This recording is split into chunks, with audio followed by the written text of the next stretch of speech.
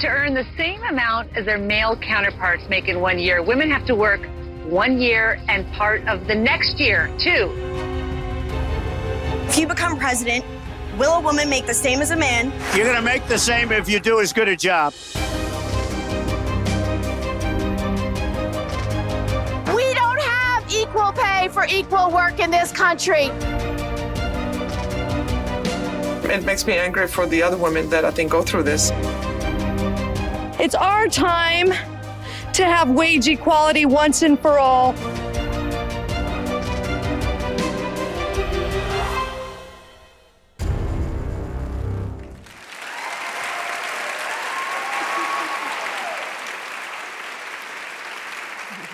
Well, good morning, everyone. I'm Cynthia McFadden, the Senior Investigative and Legal Correspondent at NBC News, and it's a pleasure to kick off this morning with the first panel, which is on a subject that I know you'll all agree is of vital importance. When the Equal Pay Act was enacted in 1963, women made 58 cents for every dollar a man made.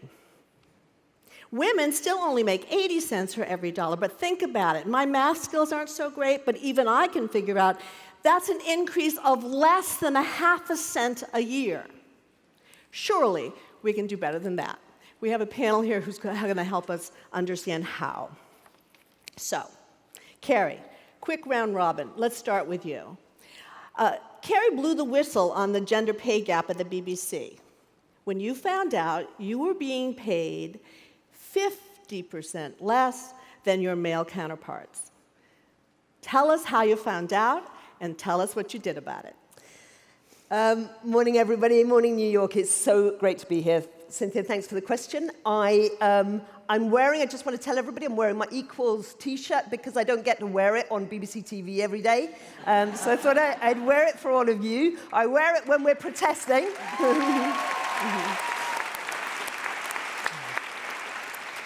So I found out about my personal pay gap last July, so kind of a few months ago now, when the BBC was forced by the British government to release a little bit of transparency about pay over £150,000 a year for on-screen talent. I mean, not exact figures, but £50,000 bands. And I discovered that, you know, of the two, I was the BBC's China editor, and there were 4 international editors: North America, Middle East, China, and Europe. And basically, the 2 men were being paid a lot more than the 2 women. And so at that point, it was a kind of moment of first numbness, really. I couldn't quite, it took me a while to kind of internalize that this was so bad, because before I went to China, I had insisted that they pay me equally, and they said they were doing that. So it was a particular shock at that point to discover that it really wasn't happening. Just to recap for a moment, in the BBC, for many years, many women felt they were being paid a lot less than the men, but we had no way of knowing, because the pay culture, despite being a public sector organization using the public's money, and despite, you know, declared values of transparency and accountability and trust and truth, the BBC was incredibly secretive about pay, certainly for talent pay. So we guessed it, but we didn't know the details. Then, this last July, we discovered some details, and I thought at that point, after I got over the numbness, dismay, rage, guilt of not having done anything about it beforehand, I thought, well, look, we have to put this right. I just turned 55. It's like, enough's enough. At some point, you have to stand up and say, this won't go on anymore, not on my watch. I need to make sure that...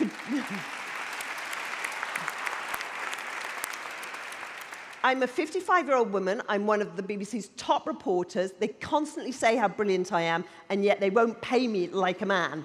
It's just not going to work, so I was prepared to take some risks for it. So first, just to kind of cut the story fairly brief, you have to go through everything is stacked against you in an equal pay fight as a woman. Everything's stacked against you, despite the fact that the law in the UK, as in the US, declares for equal pay. The law is a beautiful thing, but it just doesn't apply in many situations. And that is because you can't find out what the man next to you earns. You don't, and once you do find out, like you find a little crack of light, like in my case, you then spend 3 months doing an internal equal pay complaint. Your bosses then go, la, la, la, can't hear you.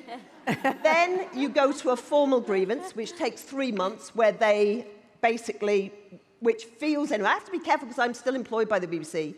I resigned my China post over equal pay, but I'm still employed, and obviously there are disciplinary, contractual issues, so I have to be a little bit careful what I say. They wouldn't dare fire you now. They probably wouldn't dare fire me now, but you know, they have done some strange things. So, and we'll get at to the point, those. at the point where I went public, definitely, you know, a lot of people feared that I would be fired. Anyway, grievance, then an appeal process, which is what I'm currently in.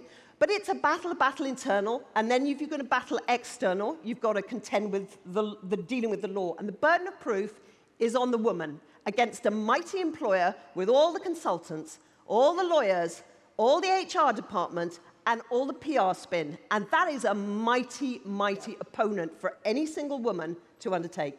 Well, and your courage gives lots of other people hope. We're going to come back to more of the details because you have really taken them on.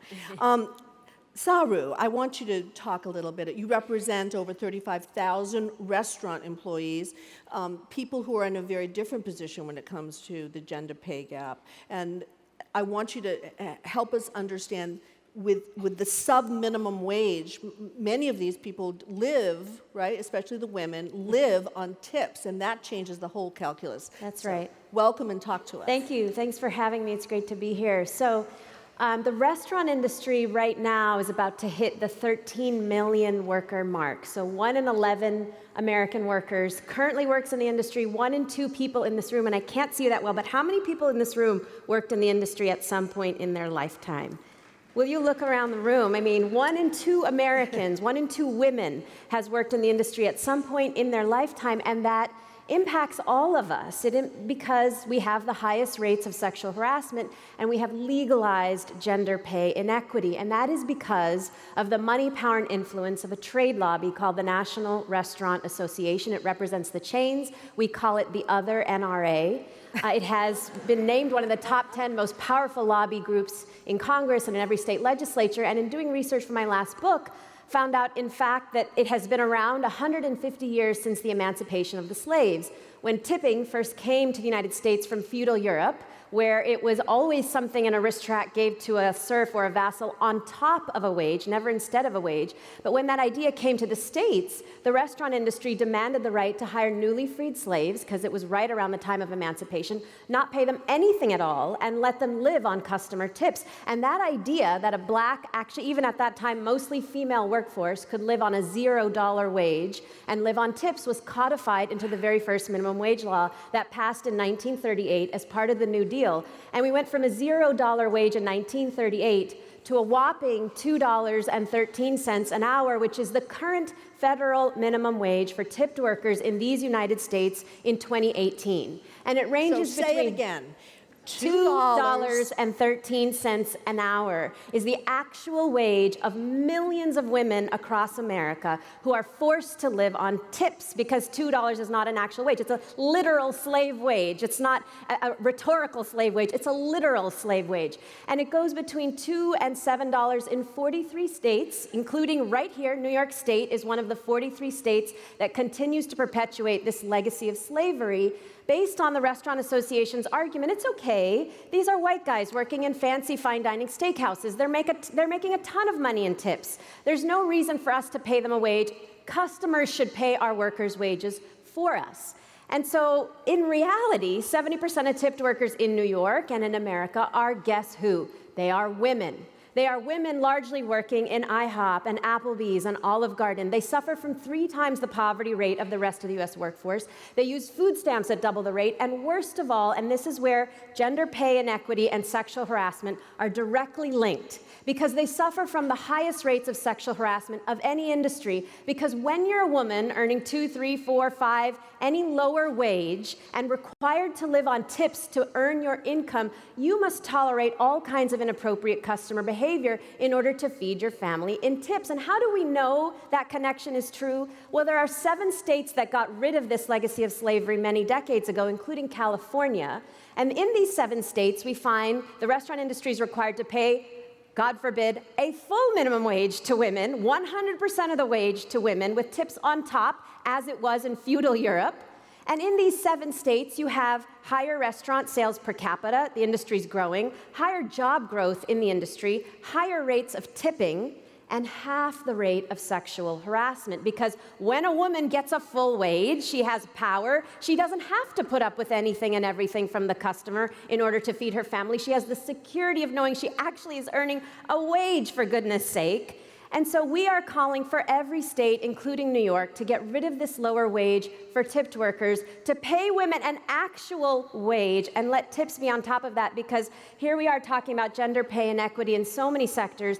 In our sector, it's legalized. You've got a mostly female workforce earning about 1/5 of what a mostly male workforce is earning in the rest of the industry. Thank you so much for that. Wow.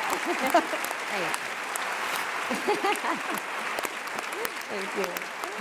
We should say you also teach at Berkeley. I envy your students, Yeah. but you have to write really fast. Yeah, I talk fast, sorry. I saw the First Lady of New York nodding during that. Yes, Before- my daughter is a restaurant worker. I'm horrified. I am. Well, when you hear the facts as Saru is presenting them, you think about this in a different way. Is this something that might be a conversation tonight at the... Absolutely, absolutely. This cannot continue, and I believe that government can be a game changer. I mean, we have to move on. This is not the 1960s anymore. Women are sole earners in their households, in 40% of households around the nation. Women are the primary earners or sole earners in their households. They've got to support families on these wages, and it cannot continue like this. In fact, you and your husband's administration are trying to do something about this in New York. In October, you announced new legislation. Tell us about that and how you think it can make a difference. That's right. It is a step in the right direction. We have we are the only municipality in the nation to enforce salary ban history and to hold employers accountable. Employers who ask about a woman's salary, her previous salary, so that they can pay her less going forward, that's illegal. It's illegal now. As opposed to what the job is worth, how much you can get away with paying her. That's right. That's right. It's common practice to see how much one can get away with paying based on a previous salary. And as you know, that stays with a woman like forever. You know, if you start at a low wage and then you're paid just a little bit more in the next job and the next job, you know, you're going to make so much less money over a lifetime, millions in many cases. And we know that women collectively make $1 trillion less than men every year. $1 trillion? $1 trillion less. And that's just in New York. No, I'm kidding. No, across the nation, across the nation. It feels that way. It does feel that way. But that's a lot of money. It's a lot of money. So, okay, how much pushback did you get from employers about this? And can you actually enforce it? Yes, there's a lot of pushback, but people have come around, so it's now the law, and we do have enforcement capability, and that's what is different from us. That's what differentiates us from other states and cities that do have a ban, like California, Oregon, Massachusetts. We can actually enforce it. Employers can be fined up to $250,000 if they violate this law. And that does not include money for emotional distress. Our City Commission on Human Rights can take an employer to task for asking these questions and doing the wrong thing. Wow. Okay, so if you're employed in New York and your new employer, prospective employer asks you, we're going to post her phone number. No. Call the Human Rights Commission. That's because right. you really have potentially an actionable claim. I want to just point out, Iceland's female prime minister is making pay inequality illegal in her country, and New Zealand's prime minister has pledged to reach gender parity in 4 years. I want to say, I'm just back from New Zealand, having interviewed the new head of state there, who is, Tina and I were talking, we're going to have her here next year, I hope, because she is amazing. And if anyone can get this done, she can. She's also pregnant. She's also not married. She's also the youngest world leader in the world, 37 years old. We did the interview barefooted in her living room because she just had the carpets cleaned. Okay. It's going to be on the Today Show on Tuesday. Carrie, now you have not let the BBC up on this one. I mean, this was not just like a backroom deal where you're like, okay, well, pay me what I'm worth and I'll be quiet and go away. No, you appeared before the House of Commons to testify about what happened to you, and there's a part of that hearing that I'd like our audience to see. Take a look. The thing that's very unacceptable to me, and I just don't know why they do this, is they've basically said that in those 3 previous years, 2014, 2015, and 2016, I was in development. It is an insult to add to the original injury. Yeah. It is unacceptable to talk to your senior women like that. I would never have gone to China on those terms. I asked for equal pay at the very beginning. The idea that I would have agreed to being sent to China in development. I was, for 4 years, leading our China coverage. Woo!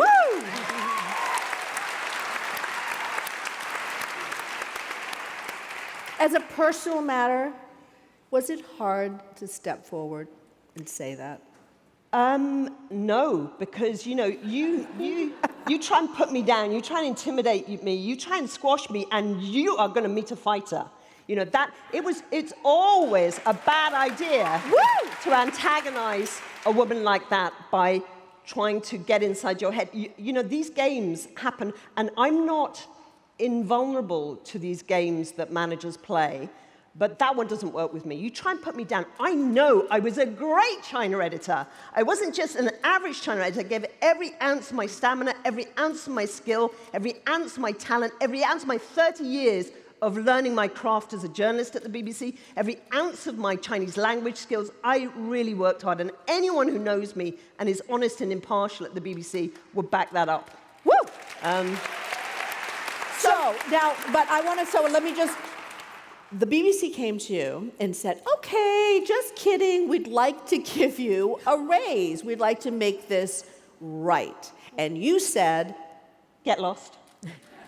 Because what they did and what they're still doing is trying to deal with the problem. They didn't really see this problem coming because they thought they could pick all the women off. This is another mistake they made.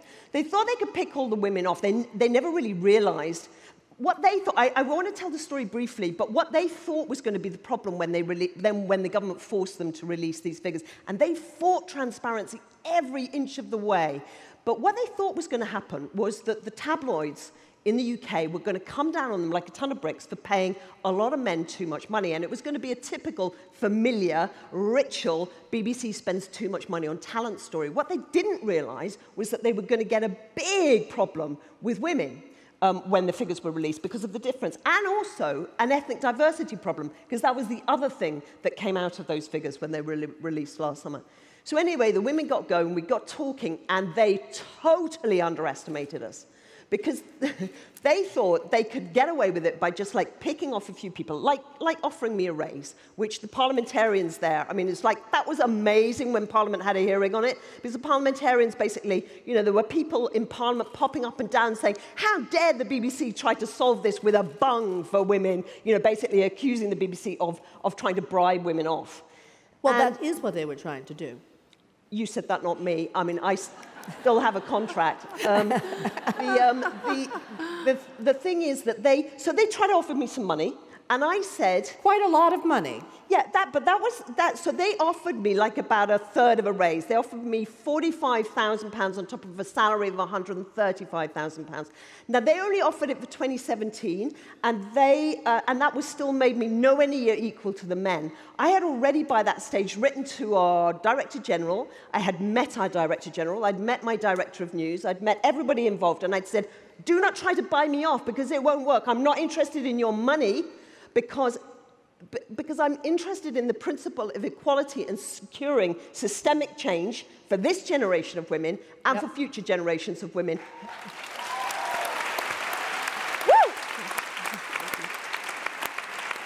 So it was a very, strategically and tactically, it was in many ways a very difficult fight, because typically what was done in the tabloid media in the UK was the attempt to present the women who were asking for equal pay at the BBC as spoilt, entitled, greedy prima donnas.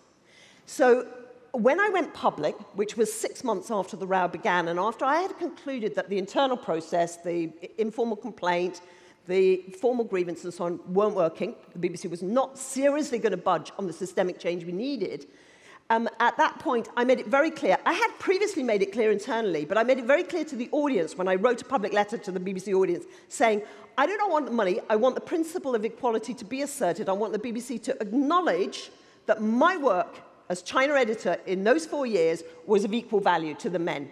You need to tell me how much money you owe me, because I knew that that would be uncomfortable for them. And it's only by causing them discomfort that you can enforce systemic change. So I needed them to acknowledge the equality of the work. And that point about a career, the point that you make about previous salaries, I know we'll come back to it, but that really matters in my story as well, because of being a mom and all the rest of it, and your salary just doesn't approach. So there are men who are on a completely different trajectory from you. So it is partly historic, the problem that then arises. But I knew that they would find it very hard to acknowledge the equality of my work, because they find it so hard to admit mistakes.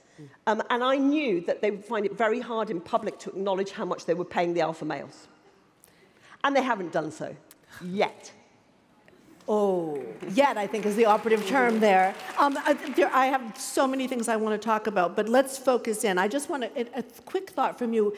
All restaurants are not created equal. There's one that we're both familiar with in San Francisco, Zazie, which is just one of several, who has started paying restaurant workers differently. Can you talk about how some restaurants are doing this? Yeah, so we have an association of about 500 restaurants around the country, including Danny Meyer here in New York, and Tom Colicchio, and Andrew Tarlow, and Zazie's in California, and Daniel Patterson, Alice Waters, all around the country, small and large, who are actually working with us to say this system is antiquated, it's a legacy of slavery, it's a source of sexual harassment, and time's up, and it's just got to go.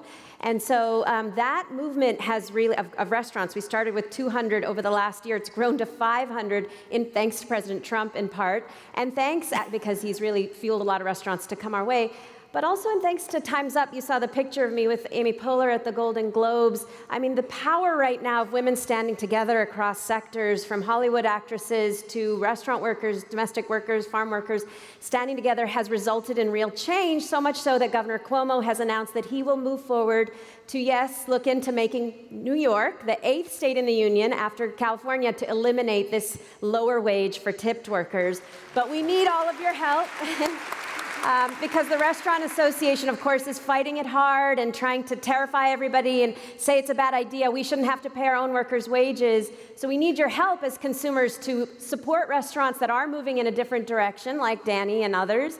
And also encourage your favorite restaurants to say, this is a good change, it's good for us as consumers. All of us should move in the direction of paying women a full wage with tips on top. Fierce earrings, too, by the way, let's just say. Say it again. Sorry. We're the majority of the population, Exactly. right? It's not just as consumers. Right. We are the majority. If there's something that we want, and we want this, all we have to do is stand together and insist on it, demand it. So, Madam First Lady, I mean, if things are bad for women, they're worse for women of color. Absolutely. So in New York City, black women make 55 cents on the dollar, Hispanic women 45 cents on the dollar. Why is that? Well, we all know why that is. And then it's a continuation of the hierarchy, the position that women have been in over the centuries. And of course, women of color are at the very bottom of the ladder. And it's a struggle. It's really a struggle to get out. We have to change the whole framework. We're never going to be able to get what we're worth, get paid what we're worth for our education, our skill level, until we change the whole framework. We need more women in power. We need more women to say, this is what we value, and this is what women should get paid. In New York City, I think that we see a reflection of that. We have more women in senior leadership positions than ever before. And so now we have pre-K. Now we have the salary ban the salary history ban. We have so many more benefits, maternity leave, that we never had before because women are at the decision-making table. So if we have to rely on men to make the changes for us, it's just not going to happen as fast or completely as we want. We have to be there at the decision-making table with the power to make the changes that we want. Absolutely. So there are two more things I want to hit on before we run out of time and get the hook. One is motherhood. A study just published in the New York Times that said women who take off those critical career-building years of 25 to 35 to raise children never catch up. Never catch up, whatever, across industries, race, etc. Now, question. The woman who stays in the workforce during that period of time, either with children or without, should she not make more money than the woman who was opted out for those 10 years? Think it through with me. So I would say, Cynthia, that the problem is even deeper than that. The woman who stays in the workplace is still falling behind in the trajectory. So you're not even dealing with it's not an even playing field to start. Well, so take me for an example, and many of the women I know, because one of the things that gives me confidence in talking about the situation at the BBC is that women at the BBC are increasingly united. We discuss all of these issues among ourselves. We know what we're dealing with. We've built a very impressive degree of solidarity. And so what I realized from that, and it has really, I knew it from my own case, but it's shocking when it comes back and over and over and over and over again, the number of stories of women facing maternity discrimination, their posts disappear as soon as they announce that they're pregnant, or as soon as they go off to, their posts aren't there when they come back again. This is against the law. And in my own case, it's like I was a mother, working mother. I took only weeks off to have because I was the sole breadwinner in my family. I had to go back to work with young children, first time, second time. I have 2 kids, both times, fairly soon after I gave birth. And I've always been in the workplace. I'm like the BBC's only China specialist who's also a top broadcaster. It's like, and yet look at my situation. So my point has always been, and it's only recently, by the way, that I've learned to boast like this. I'm trying to learn to assert my value. because this is another thing. I'm guessing a lot of you out there are mothers too. We spend our lives divided between feeling that we're inadequate at work, feeling we're inadequate at home, having imposter syndrome all the time, and actually not understanding our value. And it's only when one of the things about the solidarity that we've built among BBC women is like, you think you're not good enough to earn the same as the bloke who's doing the same job as you, but when you look at the other women who are also being told this in their salaries, or because they're whatever, and then you think, oh, no, that's not right, because that person is amazing, and that's not right that they're not being paid as much as a bloke. So when you see this, you hear this echoing back, and ripples and ripples and ripples, and you realize, oh, there's a big pattern going on here. Women who have children are just never going to be on the same trajectory. And in the restaurant business is a whole extra issue. Yeah, it's not even a question. Nobody gets a raise in our business at all, whether you stay or you go. But if most women are forced to leave when they have children because if you live on tips, you rely on Friday and Saturday night shifts. Who's going to watch your kid overnight? There's no childcare, overnight childcare where most of these folks live. But here's the thing is, so many of you said you worked in the industry when you were young, and whether you stay or you leave and you go on to do something else, this experience shapes you for the rest of your life, so that if your first job is a manager telling you, dress more sexy, show more cleavage, wear tighter clothing in order to make more money in tips. I've had so many women, professional women in other professions saying, I've been sexually harassed, I've had gender pay inequity later in life, but I didn't do anything about it because it was never as bad as it was when I was a young woman working in restaurants, which means our industry shapes the way our daughters see themselves for the rest of their lives, and we have to do something about it. We have to change the fact that women are paid a fifth of what men are paid in their first job, and forced to tolerate that incredible harassment. So this has been incredibly inspiring, and I want you to bless this by telling us you've lived the life of an advocate. You have changed the way people with mental illness are viewed in this city and more broadly, which is so important. I want you to tell us, as having lived the life of an advocate, how do we go forth and make change? Oh, we have to raise our voices, we have to march, we have to protest, we have to be ourselves on a job and make those requests forcefully. Women cannot be, if women are successful, everyone is successful. And men have to be partners in this and making this change. We have to demand that they walk beside us, march beside us, and ask for these changes too, because we will not move ahead as a society with more than half of us being paid less, being treated less, and with the whole negative mental effect on of feeling that we have no worth, no value. It's not going to work. It's not sustainable. And do you think that time's up? Time's up. Time's up. Time's up. Our time's up too. Thank you so much. Thanks to the panel. You are amazing. Bravo.